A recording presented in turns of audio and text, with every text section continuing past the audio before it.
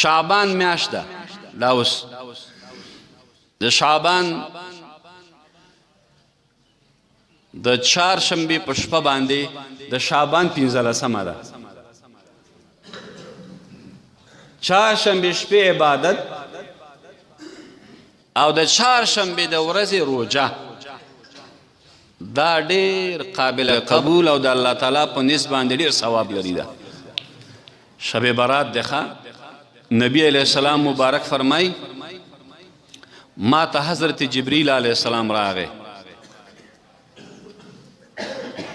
په 15مه شپه د شعبان باندې زیرا پاسولم راته ویلي د الله پیغمبره پاسېږه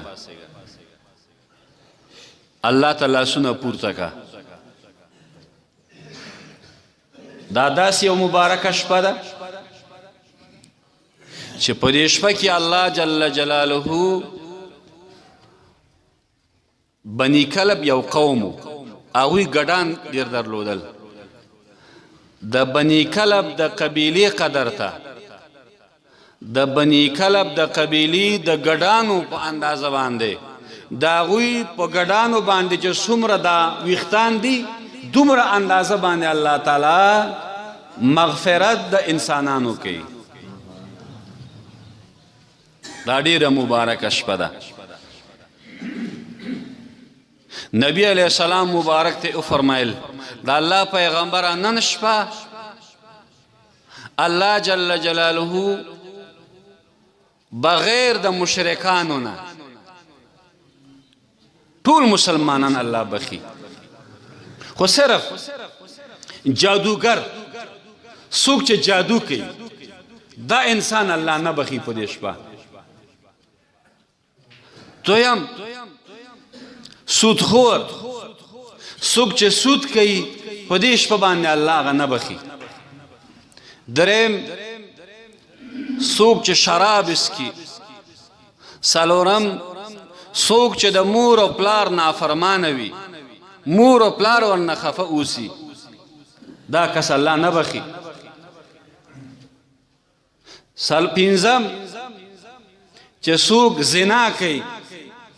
شپږم څوک چې مسلمان سره خبرې نه کوي بل مسلمان ورور سره خبرې بندوي دا شپږ کسان الله تعالی په دې شپه نه بخي. منګ او تاسو لپاره پکار او لازم دی چې باید مسلمان ورور سره خبرې بندې نه کړو الله خفه کیږي.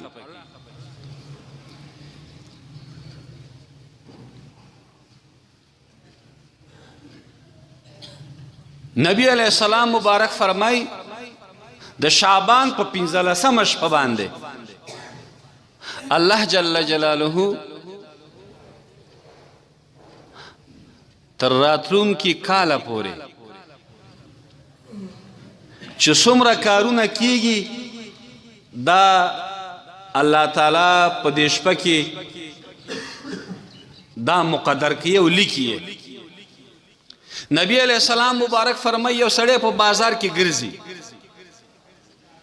یو سړی د کوشش کوي چې ځان ته نکاح وکم یو سړی د کوشش کوي چې ځان ته کوټه برابر کړم چې واده وکم خو لیکن الله جل جلاله په دې شپه کې د لپاره مقرر کړی چې دا به وفات کیږي دی په ځان خبر نه لکه اوس په دې مجلس کې منګ او تاسو خبر نه یو کنه چې د شعبان په 15مه شپه باندې به الله جل جلاله په چا باندې فیصله کوي او د لیلة القدر په شپه باندې الله جل جلاله هغه مسئول ملائکو ته هغه وظیفه ورکوي. د شعبان په 15مه شپه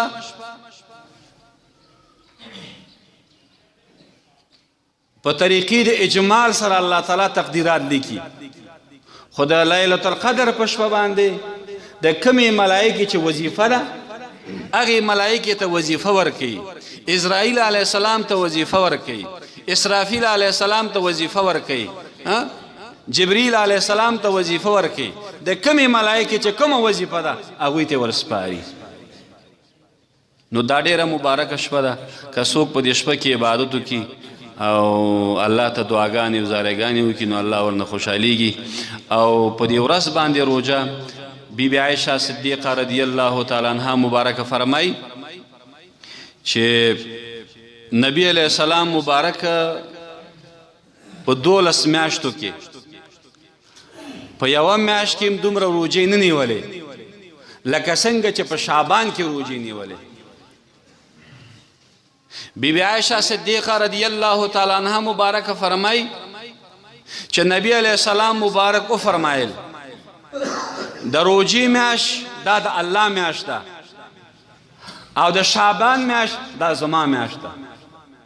نبی علیه السلام مبارک فرمایي فضیلت د شعبان په نورو میاشتو باندې داسې دی لکه زما فضیلت په ټولو انبیاو باندې او فضیلت د رمضان په نورو میاشتو باندې داسې دی لکه فضیلت د الله جل جلاله په خپلو بندګانو باندې.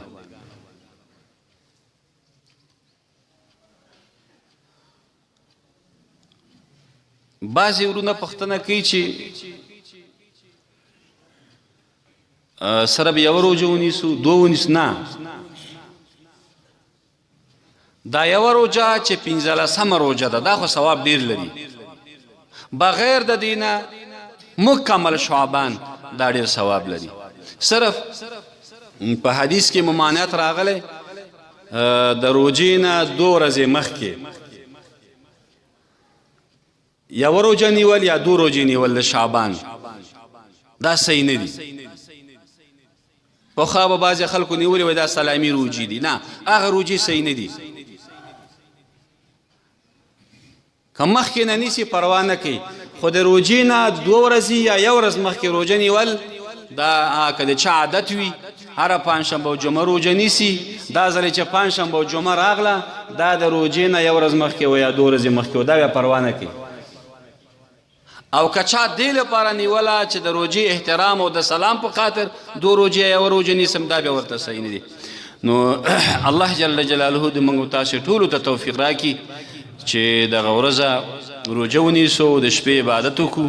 او نبی علیه السلام مبارک به چې کله رجب راوخته د شعبان نه مخکې میاشت نبی علیه السلام مبارک به وفرمیل یا الله زمونږ په رجب او شعبان کې برکت واچوه او د روژې میاشت را باندې په خیر سره را وخېژوه. نو الله جل جلاله دې موږ او تاسو ته عمل کولو توفیق راکړي. تقریبا وخت پوره کېدونکی دی. نو خلاصه د تقریر دا شو چې نبی علیه السلام مبارک اتباع په موږ او تاسو ضرور ده چې نبی علیه السلام مبارک اتباع وکړو او په دې میاشت کې نیک اعمال وکړو او روژې لپاره باید چې موږ او تاسو آمادګي ونیسو.